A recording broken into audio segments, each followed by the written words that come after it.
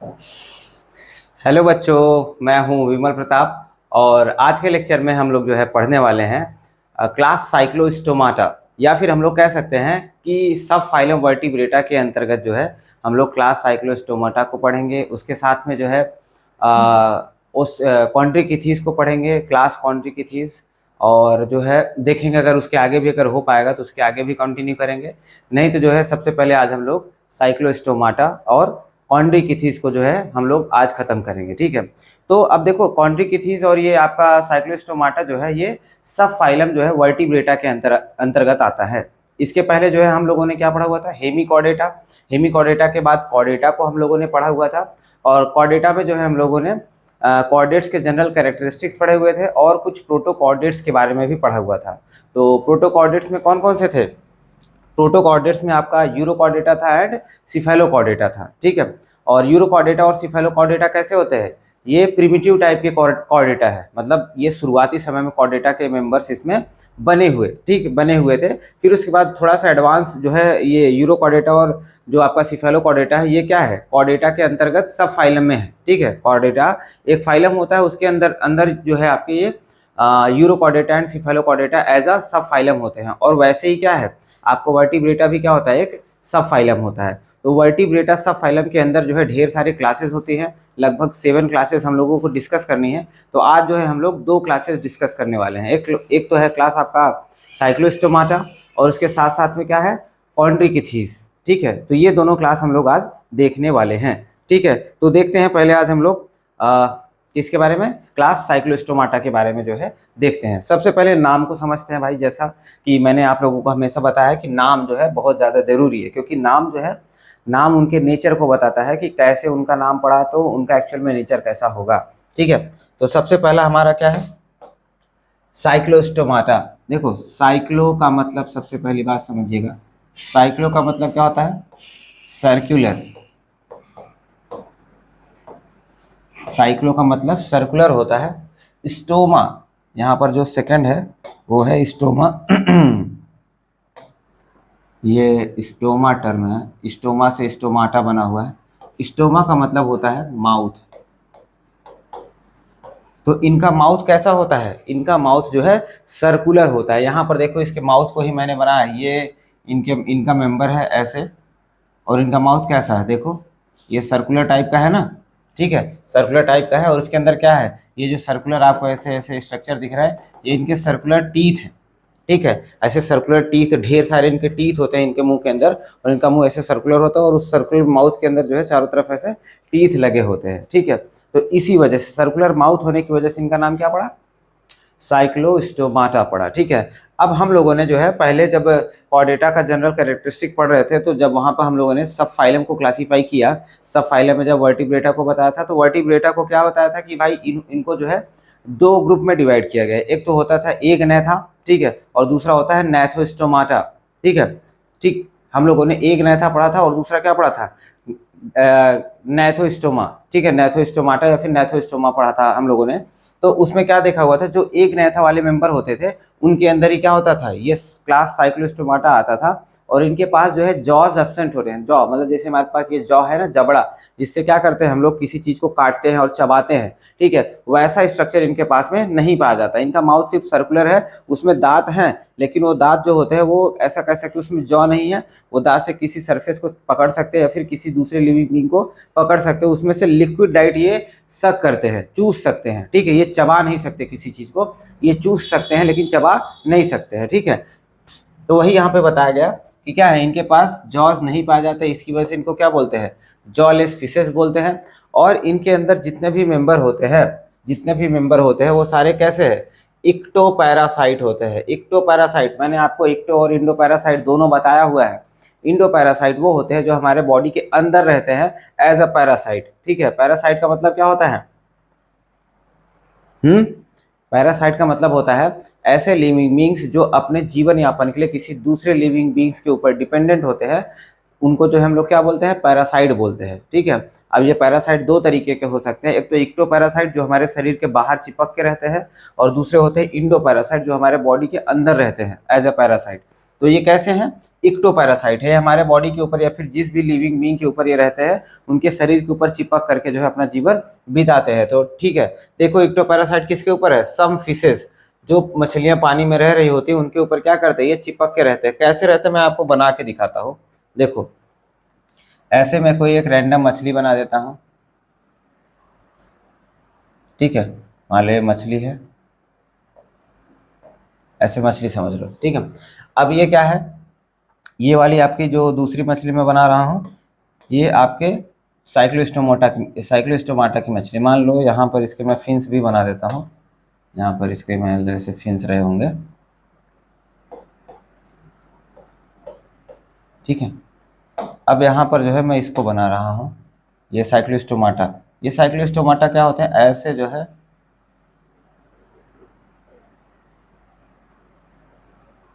ऐसे जो है दूसरे जीवों के ऊपर, ठीक है, दूसरे जीवों के ऊपर क्या होते हैं, ऐसे चिपके रहते हैं अपने दांत की मदद से, ऐसे चिपके रहते हैं, ठीक है। तो ये क्या हो गया, देखो उसके बॉडी के ऊपर क्या है, चिपका हुआ है ना दूसरे फिश के ऊपर, ये कोई दूसरी फिश है और ये क्या है, ये साइक्लोस्टोमाटा है, मतलब साइक्लोस्टोमाटा का मेंबर है,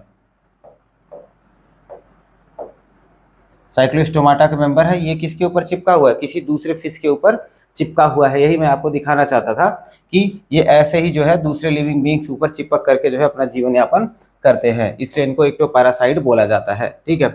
अब देखा जाए तो इनकी बॉडी कैसे होती है भाई, इलोंगेटेड होती है। इलोंगेटेड मतलब लंबी होती है, इनकी बॉडी लंबी होती है। देखो यहाँ पर मैंने एक दिखाया हुआ, देखो इनकी बॉडी कैसी ऐसे लंबी सी होती है, इनकी बॉडी ऐसे पतली सी लंबी सी होती है, स्लेंडर टाइप की, ठीक है, गोली सी लंबी सी होती है। और इनके पास 6 से 15 फिन्स पाए जाते हैं, 6 to 15 फिन्स पाए जाते हैं, या फिर कह सकते हैं सॉरी फिन्स नहीं, गिल स्लिट्स पाए जाते हैं। 6 to 15 गिल स्लिट्स पाए जाते हैं। गिल स्लिट्स, फिन्स तो इनके पास एब्सेंट होते हैं, ठीक है। गिल स्लिट्स पाए जाते हैं 6 to 15 पेयर में। मतलब देखो यहाँ पर ये एक फिन हो गया, दो हो गया, सॉरी फिन मैं बार बार बोल रहा हूँ, गिल स्लिट्स दो हो गया, 3 4 5 6 7, ऐसे जो है 6 इस तरफ हो सकते हैं, 6 उस तरफ हो सकते हैं, या फिर कह सकते हैं 6 से 15 के बीच में कोई भी नंबर हो सकता है, ठीक है। जैसे ये मछली होगा तो इस तरफ ऐसे 6 होंगे तो 6 उस तरफ होंगे, या फिर इधर मान लो 7 होंगे, 8 होंगे, 9 होंगे, 10 होंगे, डिपेंड करता है। 6 से 15 के बीच में कोई भी नंबर हो सकता है। तो 6 से 15 के बीच में जो है गिल स्लिट्स पाए जाते हैं, और वो भी कैसे है, पेयर में। मतलब इधर जितने भी रहेंगे उधर, मतलब राइट साइड में जितने होंगे उतने ही क्या होंगे, लेफ्ट साइड में भी आपके प्रेजेंट होते हैं। और ये गिल स्लिट्स क्या करते हैं, ऑब्वियस बात है भाई, रेस्पिरेशन में या फिर गैसियस एक्सचेंज में हेल्प करते हैं, ठीक है। आगे देखिए अगर, तो आगे क्या है भाई, आगे जो है इनका माउथ है, जैसा माउथ कैसा बताया मैंने आपको, इनका माउथ कैसा बताया, माउथ जो है इनका सर्कुलर टाइप का है। माउथ सर्कुलर टाइप का है ना, ऊपर ही बता दिया, नाम ही से क्या पता चल रहा है, साइक्लोस्टोमाटा। साइक्लोस्टोमाटा से हमको पता चलता है माउथ कैसा है, सर्कुलर टाइप का होता है ना, ठीक है। तो यहाँ पर वही बताया गया कि माउथ कैसा होता है, सकिंग टाइप का एंड सर्कुलर टाइप का होता है। सर्कुलर गोला होता है, देखो ऐसे गोला होता है, ठीक है। ये किसी सरफेस से या फिर दूसरे किसी मछली के ऊपर जाकर के चिपक जाता है, और फिर वहां से क्या करता है, ऐसे चिपक करके जो है अपने फूड को सक करता है, उसकी बॉडी से समझ लो बॉडी में छेद कर लेगा, फिर उसके ब्लड को सक करेगा, ठीक है। इसी वजह से इसके माउथ को क्या बोला जा रहा है, सकिंग टाइप का होता है एंड सर्कुलर टाइप का होता है, और इसमें कोई भी जॉज नहीं पाए जाते हैं। ये ऊपर ही बता दिया मैंने आपको कि जॉज एब्सेंट होते हैं इनके पास में, ठीक है। और उसके साथ में क्या है, उसके साथ में आगे देखो, तो इनके बॉडी पे जो है स्केल्स और पेयर्ड फिन्स जो होते हैं वो एब्सेंट होते हैं। Scales and paired fins absent होते हैं। कैसे, देखो बताता हूं मैं।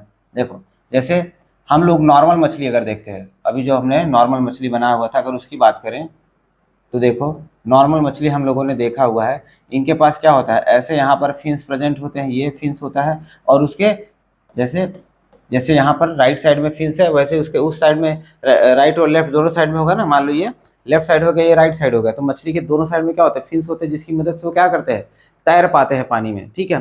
तो वैसे ही देखो यहाँ पर मैंने बनाया है इसके, ये मान लो इसका अगर ये लेफ्ट साइड बोलो या राइट साइड बोलो, जो भी बोलो, लेफ्ट साइड बोलो तो इस तरफ एक फिन्स होगा, एक तरफ क्या होगा, इसके पीछे भी होगा एक फिन्स, ठीक है। ये तो नॉर्मल हो गया, नॉर्मल मछलियों में फिन्स हो गया। और उसके साथ साथ में क्या होता है, आप लोगों ने नोटिस किया होगा, अगर मछली देखा होगा तो मछली के ऊपर क्या होता है, बचपन से हम लोग जो है ड्राइंग में मछली बनाते हुए आते हैं, उनके ऊपर देखो ऐसे जो है कुछ स्केल्स पा जाते हैं, ठीक है, ऐसे कुछ स्ट्रक्चर्स पा जाते हैं, ऐसे सर्कुलर टाइप का कुछ स्ट्रक्चर आप लोगों ने बचपन से मछली बना रहे हैं तो देखा ही होगा ये, ठीक है। ये जो इनके ऊपर ऐसा सर्कुलर सा स्ट्रक्चर दिखाई देता है, इनको स्केल्स बोला जाता है। ठीक है, ये नॉर्मल मछली की बात है, नॉर्मल मछलियों में ऐसा होता है, लेकिन इनके पास जो साइक्लोस्टोमाटा होते हैं, इनके पास ऐसा कुछ भी नहीं पाया जाता है। इनकी बॉडी देखो कैसी है, इनकी बॉडी एकदम पतली सी, चिकनी सी, लंबी सी है। ठीक है, और उसके साथ में देखो इनके ऊपर कोई भी जो है, इनके ऊपर कोई भी जो है लेटरल फिन्स या फिर कह सकते हैं कोई भी ऐसा फिन्स नहीं पाया जा रहा कि साइड में जो है कोई फिन्स पाया जाता है जिसकी मदद से ये तैरते हो या फिर आगे बढ़ते हो। इनके पास सिर्फ और सिर्फ इनके टेल रीजन में या फिर कह सकते हैं काउडल फिन्स पाए जाएंगे, बस सिर्फ यही फिन्स पाए जाएंगे इनके। काउडल, काउडल मतलब होता है टेल, टेल रीजन में ही जो ही फिन्स प्रेजेंट है बस वही प्रेजेंट है, उसी की मदद से ये तैरते हैं या फिर जो भी करते हैं। और ज्यादातर तो ये क्या होते हैं, ज्यादातर ये तो दूसरे के ऊपर इक्टोपैरासाइट के ही रूप में रहते हैं, तो इनको ज्यादा तैरने की कोई आवश्यकता पड़ती ही नहीं। जो दूसरी मछली तैरती रहेगी उसी की मदद से ये भी घूमते रहते हैं। इसकी वजह से इनको एज सच फिन्स की आवश्यकता नहीं है। ठीक है, इसी वजह से इनके पास फिन्स भी नहीं पाए जाते हैं। और उसके साथ साथ में स्केल्स भी एब्सेंट है। ये इंपॉर्टेंट है, ध्यान दीजिएगा कि कौन से किसके पास जो है फिन्स नहीं पाए जाते हैं और स्केल्स नहीं पाए जाते हैं।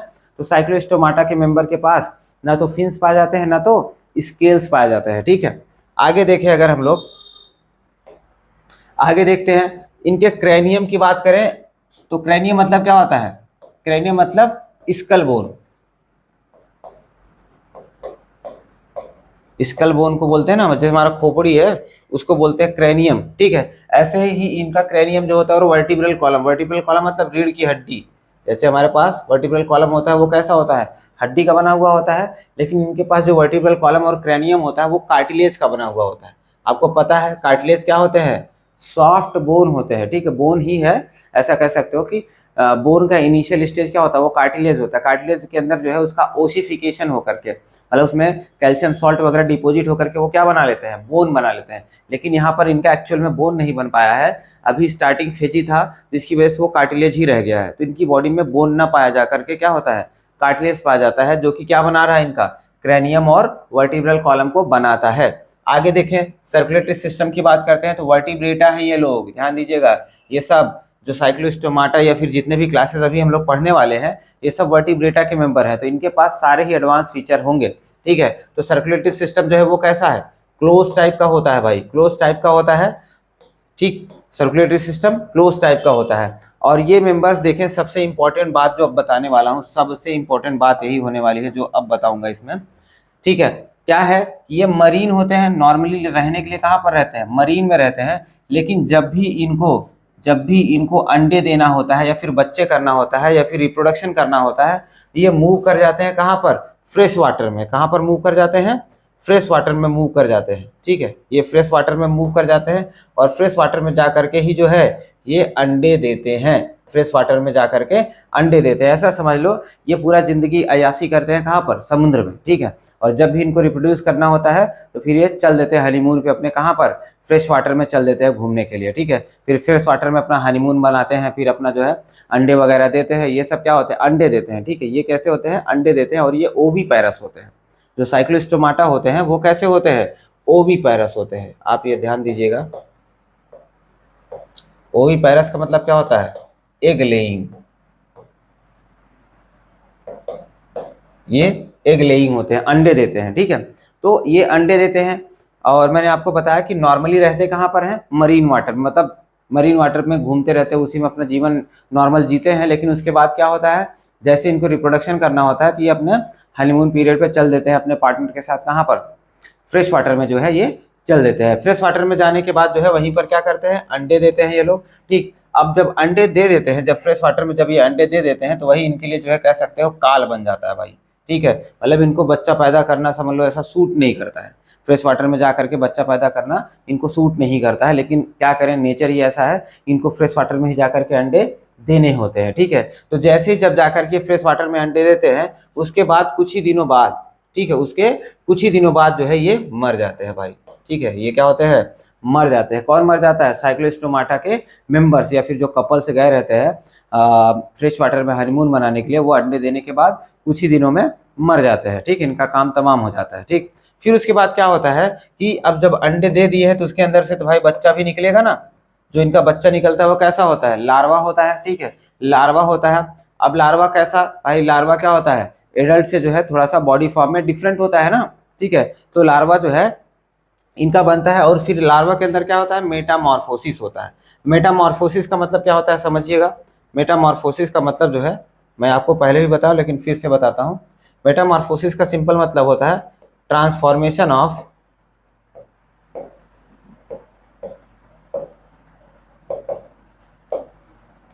Larva into adult. ठीक है, transformation of larva into adult को ही क्या बोलते हैं, मेटामॉर्फोसिस बोलते हैं। ठीक है, तो अभी इनके लार्वा का जो है, जब ये फ्रेश वाटर में रह रहा होता है, लार्वा समझ लो इनका जो अंडे से बच्चा निकलना, फिर लार्वा को जो है थोड़ा सा ट्रांसफॉर्म होने में ना बहुत लंबा समय लगता है। मतलब लंबा समय तुम कह सकते हो कि मतलब ऐसा 8-10 साल लग जाता है, ऐसा कह सकते हो। इतना टाइम लग जाता है इनको लार्वा से एडल्ट बनने में, या फिर कह सकते हो अंडे से बच्चा बनने में, एडल्ट बनने तक में बहुत ज़्यादा लंबा समय लगता है। तो ये मेटामॉर्फोसिस होता है। तो उसके बाद क्या होते हैं, अब भाई इनके मम्मी पापा जो समुद्र में रह करके जो पूरा बंगलो वगैरह, जो भाई कह सकते हो जो इनका आशियाना बनाया हुआ था, उसकी खोज में वापस जो है समुद्र में निकल जाते हैं। ठीक है, तो आप ऐसा कह सकते हो कि भाई इनके मम्मी पापा कहाँ पर रहने वाले, कहाँ के रहने वाले थे, समुद्र के रहने वाले थे। बच्चे करने कहाँ पर गए, फ्रेश वाटर में गए। अब भाई फ्रेश वाटर में जब बच्चा बड़ा होगा, तो अब भाई वो अपने मम्मी पापा की संपत्ति को तो खोजने आएगा ही ना। जैसे होता नहीं ह्यूमंस में, रहते कहीं पर भी होंगे, फिर मम्मी पापा का जहाँ पर भी वो लोग, उनका होम टाउन होगा, जो भी उनकी प्रॉपर्टी होगी उसको लेने चले आते हैं। तो वैसे सेम सेम यहाँ पर भी इनका भी क्या है, ये अपने मम्मी पापा का जो भी कह सकते हो साम्राज्य रहता है, उसको एक्सप्लोर करने वापस से कहाँ पर चले जाते हैं, ओशन में चले जाते हैं। ठीक है, फिर सेम साइकिल रिपीट होगा, ये भी बड़े होंगे, ये भी हनीमून पीरियड मनाने जाएंगे कहाँ पर, फ्रेश वाटर में, ये भी मर जाएंगे, फिर इनके भी बच्चे आएंगे। ऐसे जो है साइकिल चलता रहता है इनका। ठीक है, अब देखो इनके सारे कैरेक्टरिस्टिक खत्म हो गए। आपको दो चीज़ें याद रखनी है कि भाई ये नॉर्मली मरीन होते हैं, लेकिन ये बच्चे देने के लिए कहाँ पर जाते हैं, फ्रेश वाटर में जाते हैं। और फ्रेश वाटर में अंडे देने के बाद कुछ ही दिनों में क्या होते हैं, ये मर जाते हैं। लार्वा इनका मेटामॉर्फोसिस के बाद वापस से कहाँ पर चला जाता है, ओशन में चला जाता है। सर्कुलेटरी सिस्टम क्लोज टाइप का होता है। क्रेनियम और वर्टिब्रल कॉलम की बात करें तो कैसा है, कार्टिलेजिनस होता है। ठीक है, ये सब कुछ बेसिक कैरेक्टरिस्टिक थे इनके, जो कि आपको ध्यान देना है। और या क्या ध्यान देना है भाई, इनके पास 6 to 15 पेयर्स गिल स्लिट्स पाए जाते हैं। ठीक है, ये गिल स्लिट्स दिख रहे हैं आपके यहाँ पर, ये ऐसे गिल स्लिट्स बाहर से, इनके ऊपर कोई कवरिंग नहीं पाया जाता है, गिल्स के ऊपर कोई कवरिंग नहीं पाया जा रहा, बाहर से ही दिखाई देता है। ठीक है, इनका माउथ कैसा है, सर्कुलर एंड सकिंग टाइप का होता है। इनके बॉडी के ऊपर स्केल्स और पेयर्ड फिन्स एब्सेंट होते हैं। ये सारी चीज़ें आपको ध्यान देनी है। इनको जॉलेस फिशेस बोला जाता है, ये हम लोगों ने पहले ही देखा हुआ था। अब इनके एग्जाम्पल्स की बात करते हैं। एग्जाम्पल्स इनका कौन कौन है भाई, दो एग्जाम्पल होते हैं। एक तो होता है पेट्रोमाइजोन, पेट्रोमाइजन को हम लोग लैम्प्रे बोलते हैं। ठीक है, पेट्रोमाइजन को हम लोग लैम्प्रे बोलते हैं। ये जो एग्जाम्पल यहाँ पर डायग्राम में मैंने दिखाया हुआ है, ये वही है। ठीक है, नेक्स्ट है मिक्जीन। मिक्जीन को हम लोग बोलते हैं हैगफिश। ठीक है, क्या बोलते हैं, हैगफिश बोलते हैं। इसका फोटो नहीं दिखाया हुआ है, आपके एनसीईआरटी में भी नहीं था, इसकी वजह से जो है सच मैंने दिखाया भी नहीं। तो आप लोग जो है यहाँ पर देख सकते हैं, क्या दिख रहा है, लैम्प्रे का डायग्राम आपको दिखा हुआ है। नेक्स्ट है मिक्जीन। ठीक है, मिक्जीन को मैंने बताया, इसको क्या बोलते हैं, हैगफिश बोलते हैं। ठीक है, तो यहाँ तक जो है आपको समझ में आया, ये क्लास साइक्लोस्टोमाटा था। इसके बाद जो है हम लोग क्लास पढ़ने वाले हैं कॉन्ड्रिकिथीस। ठीक है, इसके बाद हम लोग क्लास कॉन्ड्रिकिथीस जो है पढ़ने वाले हैं। ठीक है, देख लीजिए थोड़ा सा इसको।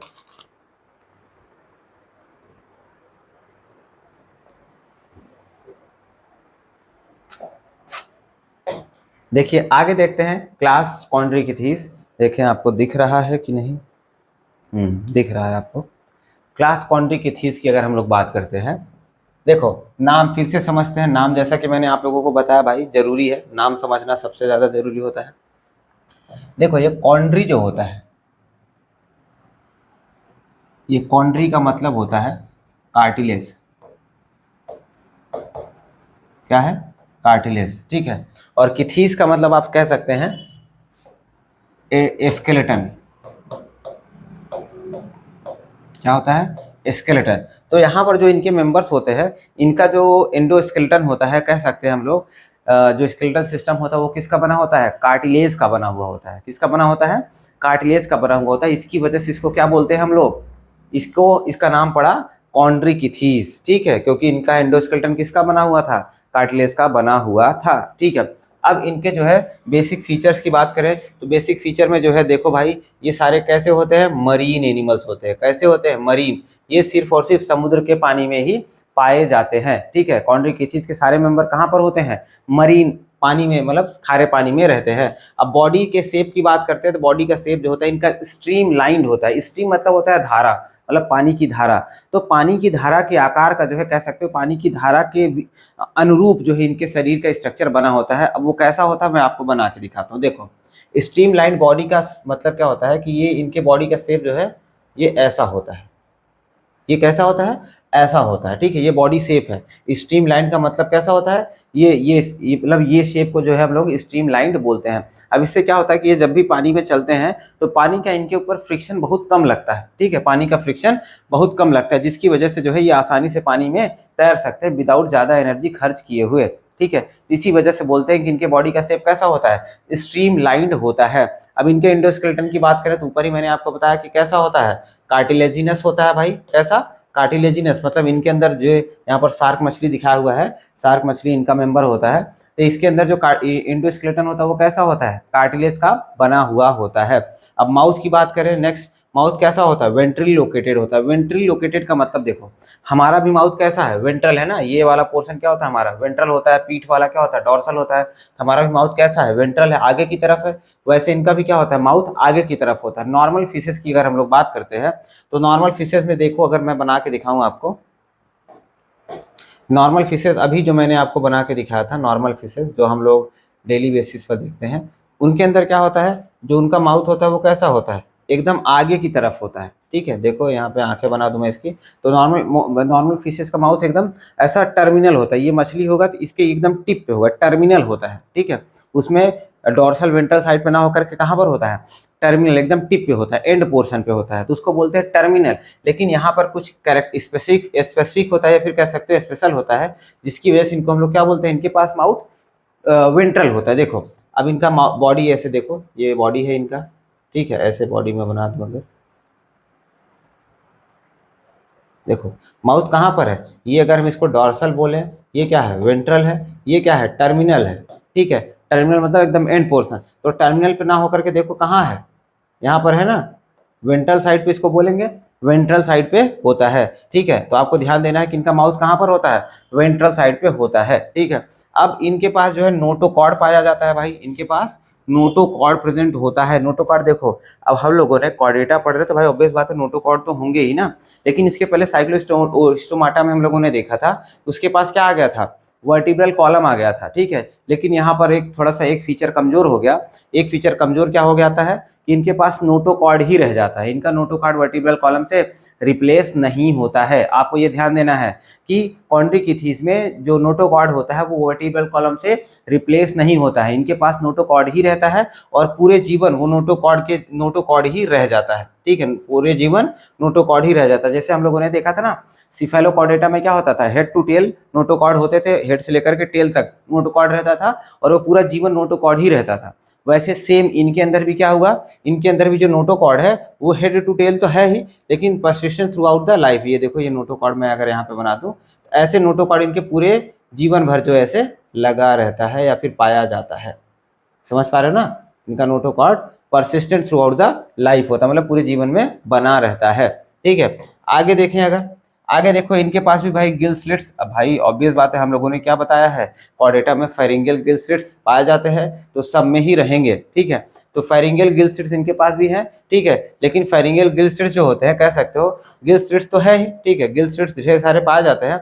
लेकिन जैसे कि हम लोगों ने साइक्लोस्टोमाटा में भी देखा था कि जो गिल्स पाए जाते थे कितने थे, 6 से 15 थे, और बॉडी के बाहर आराम से आपको देखने के लिए मिल जाता था, ठीक है। बॉडी के बाहर ही आपको आसानी से देखने के लिए मिल जाता था। वैसे ही सेम यहाँ पर भी है।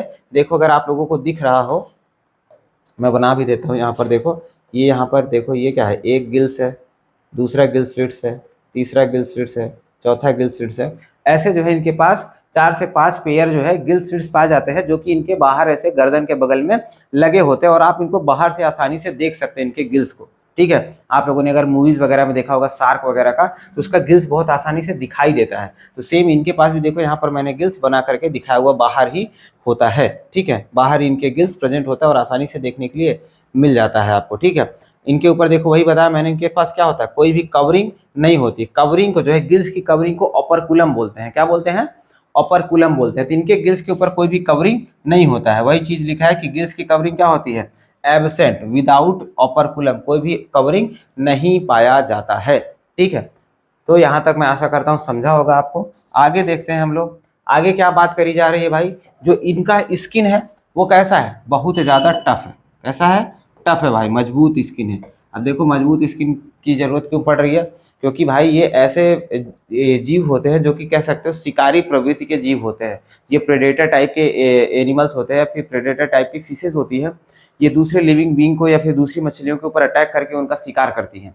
तो अगर इनकी बॉडी खुद ही कमजोर होगी तो फिर ये शिकार उकार कैसे कर पाएंगे। तो इसी वजह से नेचर ने इनके स्किन को कैसा बनाया, बहुत टफ बनाया हुआ है। ठीक है, स्किन इनका टफ होता है और इनके पास छोटे छोटे स्केल्स पाए जाते हैं जिसको हम लोग बोलते हैं प्लेकॉइड स्केल।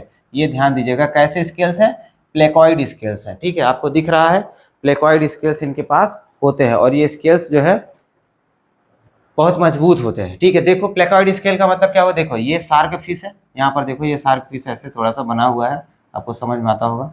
ये शार्क फिश है, ठीक है, शार्क फिश है। अब इसकी स्किन को जूम किया गया तो इसके ऊपर देखो ऐसी प्लेट्स लगी होती हैं, इनके पूरे स्किन पे ऐसी प्लेट्स लगी हुई होती है। और इस प्लेट से में भी अगर एक निकाल के देखा जाए, एक प्लेट को निकाल करके देखा जाए तो देखो कैसा शेप है इसका।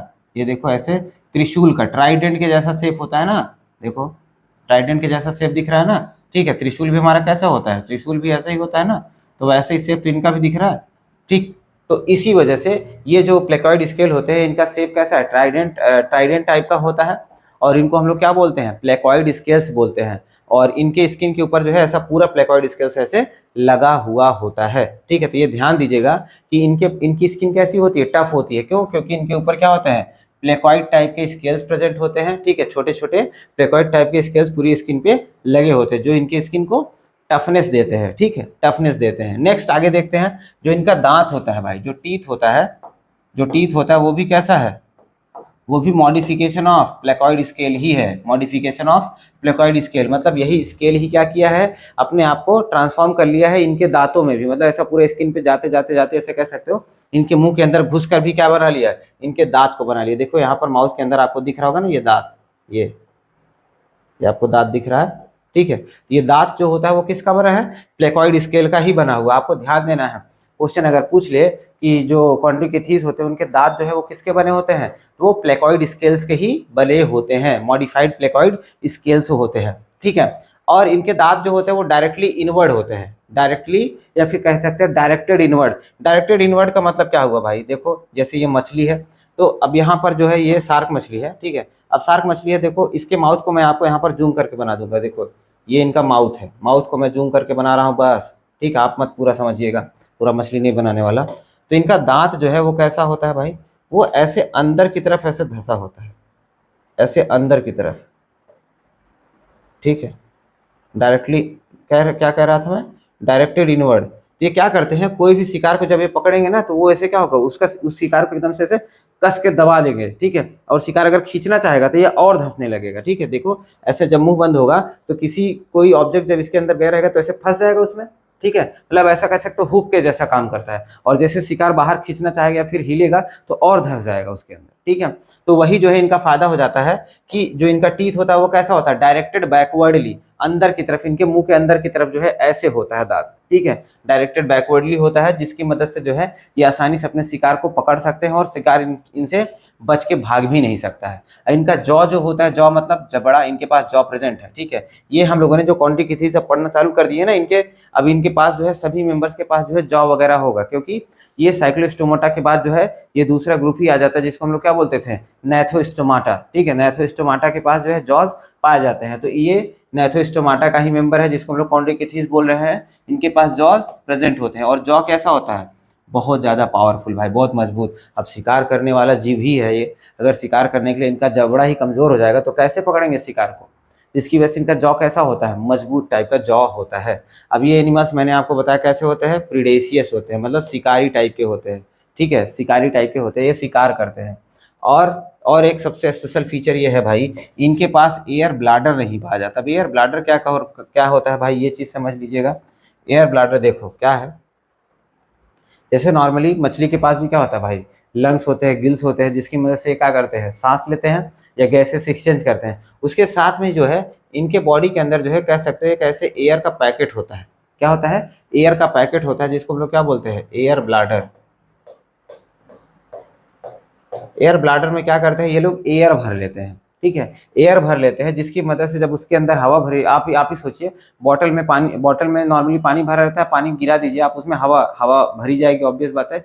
उसका ढक्कन बंद करिए, फिर उसको पानी में डुबोइए, तो पानी में कभी डूबेगा नहीं, डूबेगा। आप कितना भी उसको करिए, पानी में डूबेगा ही नहीं। क्यों? क्योंकि उसके अंदर क्या होता है, पानी भरा होता है। तो ऐसे ही इनके पास जो एयर ब्लाडर होता है, अगर अगर इनके पास एयर ब्लाडर है, उसमें हवा भरी रहेगी, तो हवा की मदद से क्या होगा, इनको तैरने में, पानी में तैरने में मदद मिलता है। लेकिन विशेष क्या चीज़ है भाई, विशेष ये है कि इनके पास वो एयर ब्लाडर पाया ही नहीं जाता है। ये इंपॉर्टेंट हो जाएगा, इनके पास एयर ब्लाडर पाया नहीं जाएगा। जब एयर ब्लाडर ही नहीं प्रेजेंट होगा, तो इन पानी में आसान, मतलब इनको कह सकते हो कि ईजी नहीं होता है पानी में इनके लिए तैरना। जिसकी वजह से इनको हमेशा अपने बॉडी को मूव करते रहना होता है। इसी वजह से ये जो है कंटिन्यूअसली जो है कह सकते हैं कॉन्स्टेंटली स्विम करते रहते हैं, तैरते रहते हैं, ताकि जो है ये पानी में डूबने से बच जाएं। आप कहोगे भाई पानी में मछली तो पानी में ही रहती है, डूबने से कैसे बचेगी? देखो, डूबने का मतलब यहाँ पर यह है कि जैसे मान लो ये जिस लेवल पर, पानी की सतह पर जिस लेवल पर रहना चाहते होंगे, उस लेवल पर रहने के लिए इनको कंटिन्यूअसली अपने हाथ पैर को या फिर फिन्स को हिलाते रहना होता है। ठीक है, तैरते रहना होता है। अगर ये ऐसा नहीं करेंगे तो ये डूबते डूबते डूबते पानी की बहुत गहराइयों में, समुद्र की बहुत गहराइयों में चले जाएंगे, जहाँ पे वाटर प्रेशर की वजह से इनकी बॉडी फट सकती है या फिर मर सकते हैं ये लोग। ठीक है, तो इसीलिए बताया जा रहा है कि इनके पास एयर ब्लाडर नहीं होते हैं, इनको कंटिन्यूअसली तैरना होता है, ताकि जो है ये अपने बॉडी को जो है कह सकते हो एक लेवल पर मेंटेन करके रख सके और डूबे ना। ठीक है, सिंक होने से बचाते हैं। ठीक है, आगे देखिए, अगर अब आगे देख लो भाई, आगे देखो, हार्ट की बात करते हैं तो हार्ट कैसा है इनका, 2 चैम्बर होता है। 2 चैम्बर होने का मतलब क्या है, 1 ऑरिकल है और 1 वेंट्रिकल। 1 ऑरिकल और 1 वेंट्रिकल, मतलब देखो यहाँ पे अगर हार्ट बनाओ तो देखो, ये ऊपर का हार्ट हो गया, ये नीचे का हार्ट हो गया। तो एक ऊपर क्या होता है, ऑरिकल होता है ना, या फिर हम लोग क्या बोलते हैं, एट्रिया, और नीचे क्या होता है, वेंट्रिकल। तो ऐसे इनके पास क्या होता है, एक ऑरिकल होता है और एक वेंट्रिकल। वही चीज, मतलब एट्रिया को ही ऑरिकल बोलते हैं और वेंट्रिकल को ही वेंट्रिकल। वेंट्रिकल को तो वेंट्रिकल ही नाम दिया हुआ है ना। ठीक, तो हार्ट कैसा होता है, 2 चैम्बर होता है, एक ऑरिकल होता है और एक वेंट्रिकल होता है। ठीक, अब इनके कुछ मेंबर्स होते हैं जिनके पास जो है इलेक्ट्रिक ऑर्गन्स भी पाए जाते हैं। ऐसा समझ लो भाई, बहुत स्पेशल ऑर्गन्स है ये, बहुत स्पेशल मेंबर्स हैं, बहुत स्पेशल फीचर्स हैं। इनके पास इलेक्ट्रिक ऑर्गन्स होता है, जिससे ये क्या कर सकते हैं, इलेक्ट्रिसिटी प्रोड्यूस कर सकते हैं। क्या कर सकते हैं, इलेक्ट्रिसिटी प्रोड्यूस कर सकते हैं, करंट मार सकते हैं। जैसे एग्जांपल के लिए टॉर्पीडो, नाम ही क्या दे दिया हम लोगों ने, टॉर्पीडो दे दिया। टॉर्पीडो क्या करता है, करंट मार सकता है। यहाँ पर ये जो आपको दिख रहा है मेंबर, ये वाला मेंबर जो आपको दिख रहा है, इसी को हम लोग टॉर्पीडो बोलते हैं। यहाँ पर ये जो आपको ये सर्कुलर स्ट्रक्चर दिख रहा है, यही क्या होता है, इनका इलेक्ट्रिक ऑर्गन होता है। और यहाँ से क्या करते हैं, ये करंट जनरेट करते हैं और झटका मारते हैं। अपने शिकार के लिए भी कर सकते हैं यूज़, और अपने शिकारी से बचने के लिए भी इसका इस्तेमाल कर सकते हैं ये लोग। ठीक, आगे देखें नेक्स्ट, और कुछ मेंबर्स हैं जिनके पास क्या होता है, पॉइजनस स्टिंग होता है। स्टिंग मतलब होता है डंक। ठीक है, स्टिंग मतलब क्या होता है, डंक। देखो ये जो इनके पास ये टेल दिख रहा है, ये मेंबर के पास में आपको, ठीक है, यहीं पर क्या होता है, इनका स्टिंग होता है। क्या होता है, स्टिंग होता है। अब ये स्टिंग की मदद से क्या कर सकते हैं, यहाँ पर ये टेल के पास में होता है स्टिंग, भाई सॉरी, टेल के पास में होता है स्टिंग। इसकी मदद से क्या करते हैं, ये अपने शिकार को या अपने शिकारी से बचने के लिए उसको क्या करेंगे, जहर का कह सकते हो डंक मार देते हैं, और सामने वाला पैरालाइज हो जाएगा, बेहोश हो जाएगा, जिससे इनको मदद मिल जाती है, मतलब कह सकते हो टाइम मिल जाता है। या तो ये भाग सकते हैं या तो अपने शिकार को पकड़ सकते हैं। ठीक है, तो क्या होता है, इनके पास कुछ विशेष ऑर्गन्स होते हैं। जैसे किसी के पास इलेक्ट्रिक ऑर्गन्स होता है जैसे टॉर्पीडो, किसी के पास पॉइजनस स्टिंग होता है जैसे ट्राइगोन। ठीक है, क्या बोलते हैं इसको, ट्राइगोन। ये मेंबर है ट्राइगोन, ये मेंबर है टॉर्पीडो। ठीक है, अब आगे देखते हैं, ये जो है ये मेंबर जो होता है वो कैसे है, कोल्ड ब्लडेड है। कैसे है, कोल्ड ब्लडेड। अब कोल्ड ब्लडेड का मतलब समझिए, कोल्ड ब्लडेड का मतलब सिंपल सा होता है भाई, कि they are not able to regulate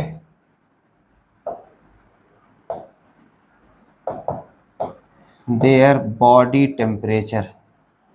मतलब मतलब देखो हम लोग क्या कर सकते हैं, जैसे बाहर कितना भी गर्मी पड़े तब भी हमारे बॉडी का टेम्परेचर क्या होता है, कांस्टेंट होता है। बाहर कितना भी ठंडी पड़े तब भी हमारे बॉडी का टेम्परेचर क्या होता है, कांस्टेंट होता है। ठीक है, तो इसको हम लोग क्या बोल सकते हैं, इसको हम लोग बोलते हैं कि हम लोग अपने बॉडी के टेम्परेचर को मेंटेन करके रख सकते हैं। ठीक है, ना तो घटने देंगे ना तो बढ़ने देंगे। लेकिन वहीं यहाँ पर क्या होता है, ये कोल्ड ब्लडेड होते हैं या फिर इन्हीं को बोलते हैं पोइकिलोथर्म्स। ठीक है, क्या बोलते हैं, पोइकिलोथर्म्स बोलते हैं। ये अपने बॉडी के टेम्परेचर को मेंटेन नहीं कर सकते। अगर बाहर बाहर का टेम्परेचर बढ़ने लगा है, 50 हो गया, 60 हो गया, तो इनका भी बॉडी का टेम्परेचर 50-60 हो जाएगा। अगर बाहर का माइनस में जाने लगा, मान लो एकदम कम होते होते 3-4 डिग्री सेल्सियस हो गया, तो इनकी बॉडी का भी टेम्परेचर कैसा हो जाएगा, 3-4 डिग्री सेल्सियस हो जाएगा। तो सिंपल सा कहने का मतलब ये है कि अपने बॉडी के टेम्परेचर को मेंटेन नहीं रख पाते हैं। जैसा बाहर का टेम्परेचर वैसा ही इनके बॉडी का टेम्परेचर रहता है। ठीक है, इसी वजह से इनको बोलते हैं कि ये क्या होते हैं, कोल्ड ब्लडेड होते हैं, या फिर इसी को क्या बोलते हैं, पोइकिलोथर्म्स बोलते हैं।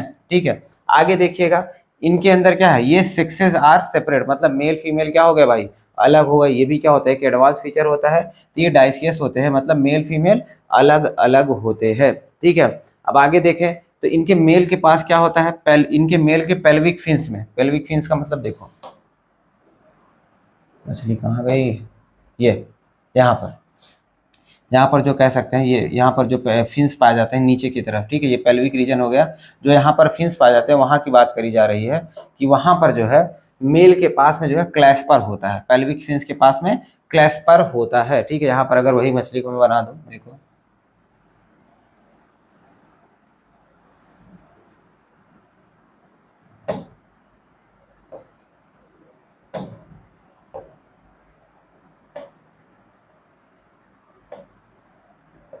ये होगा मछली शार्क। ठीक है, अब यहाँ पर देखो, ये इसका एक फिन हो गया है, ये साइड में हो गया। अब इनके यहाँ पर जो है, यहाँ पर इस वाले रीजन पे जो है फिन्स पाया जाता है। ठीक है, इसको हम लोग बोलते हैं पेल्विक फिन्स। अब पेल्विक फिन्स के पास में ही जो है, इनके पेल्विक फिन्स के पास में जो है एक ऐसा छोटा सा ऑर्गन लगा हुआ होता है, कलर बदल जा, ये ऐसा छोटा सा ऑर्गन लगा होता है जिसको हम लोग बोलते हैं क्लैस्पर। अब क्लैस्पर क्या होता है भाई, क्लैस्पर कह सकते हो जैसे ह्यूमंस में मेल में क्या होता है, मेल का रिप्रोडक्टिव ऑर्गन या फिर कह सकते हैं एक्सटर्नल जेनेटिलिया क्या होता है, पेनिस होता है।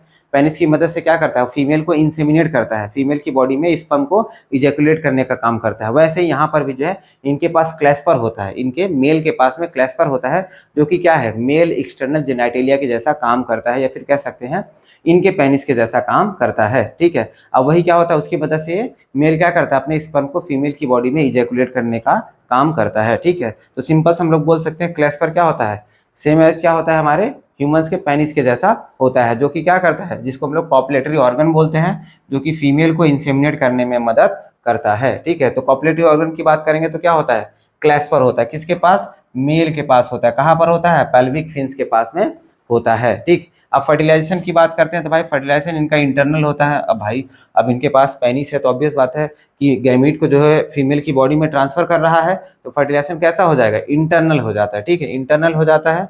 और ये जो है ज़्यादातर जो है इनके मेंबर ओवी पैरस होते, सॉरी वीवी पैरस है, माय मिस्टेक, वीवी पैरस। वीवी पैरस का मतलब क्या होता है, direct give birth to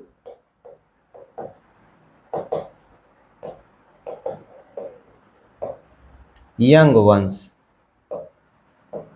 young ones को डायरेक्टली बर्थ देते हैं, मतलब सीधा बेबी को डिलीवर करते हैं। ठीक है, लेकिन क्या है, हम लोग यहाँ पर एक चीज़ ध्यान दीजिएगा कि ये ट्रू वीवी पैरस नहीं होते हैं। ठीक है, ये क्या है, ट्रू वीवी पैरस नहीं होते हैं। क्यों, ऐसा क्यों होता है, क्योंकि देखो फीमेल क्या करती है, अपने गैमीट्स को जो है कह सकते हो, अपने गैमीट्स को रिप्रोडक्टिव ट्रैक्ट पे लेकर के आती है, फिर वहाँ पर मेल क्या करता है, अपने क्लैस्पर से जो है फीमेल को इंसेमिनेट कर देता है। ठीक है, तो इनके फीमेल की बॉडी में हम लोग पीछे अगर चले जाए, इनके जो है फीमेल की बॉडी की अगर बात करें तो यहाँ पर जो है छोटा सा एक पाउच पाया जाता है। ठीक है, छोटा सा एक पाउच पाया जाता है, जिससे क्या होता है, मेल ने जब अपने स्पर्म को यहाँ पर डाला और फीमेल के अंदर से क्या आया होगा, फीमेल के अंदर से ओवा या फिर उसका एग आया होगा, तो यहाँ पर इनका फर्टिलाइजेशन हो जाता है। और फर्टिलाइजेशन के बाद इसी पाउच में, ये पाउच में बाहर बना दूँ, इसी पाउच में जो है ये एग बना लेते हैं।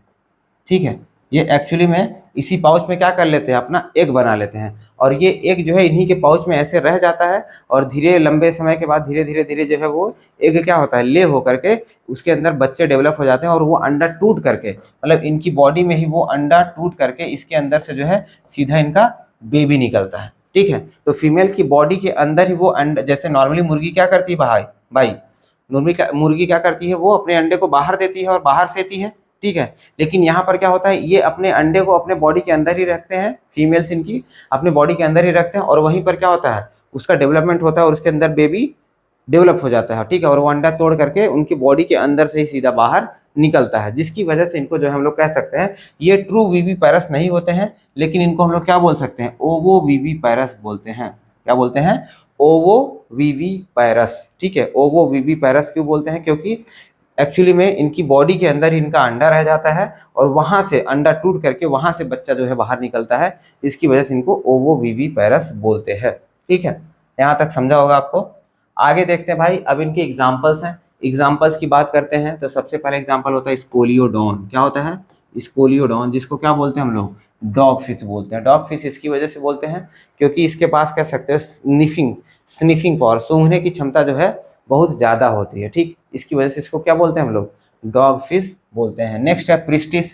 प्रिस्टिस को सॉ फिश बोलते हैं क्योंकि इसका माउथ जो है, देखो अगर आपको दिख रहा होगा तो माउथ क्या होता है, आई के जैसा। देखो यहाँ पर ऐसे इनके यहाँ पे बगल में ऐसे ऐसे दांत निकले होते हैं, ऐसा लगता है जैसे आरी लगी हुई है, ठीक है। इसी वजह से इनको जो है हम लोग क्या बोलते हैं, सॉ फिश बोलते हैं, ठीक है।